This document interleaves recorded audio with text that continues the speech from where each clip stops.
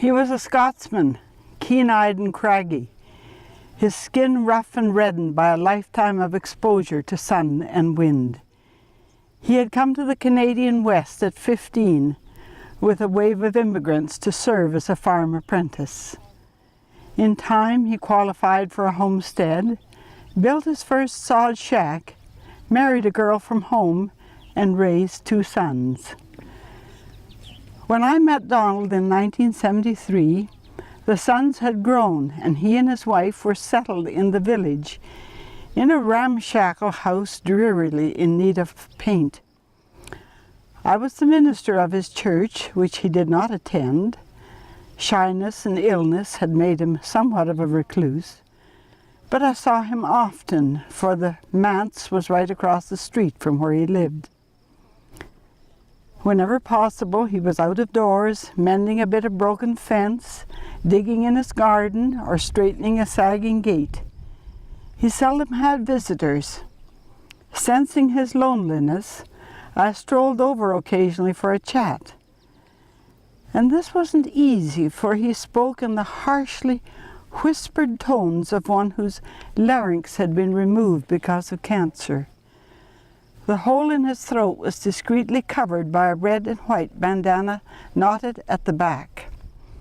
He was bitter about his operation. "They did not need to do it," he whispered accusingly. "They were just experimenting." Most mornings he strolled across the land, accompanied by a curly-haired brown and white spaniel. They walked close as if in harmony, 2 dog steps for 1 man step. It was a ritual that the dog knew well. I could hear his excited whining and knew without looking that it was 10 o'clock. Shortly before my retirement, Donald asked me to drop by his house before I left the area. I nodded, thinking, not likely, I'm too busy. But soon he repeated the invitation. This is important, I realized. I will go. A couple of days later, I knocked at his back door. He bade me enter and invited me into the parlor.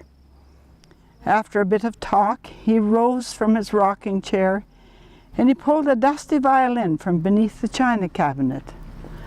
A few moments of plucking and pinging, and then one long, lusty sweep of the bow, and he began to play jigs, polkas, square dance music.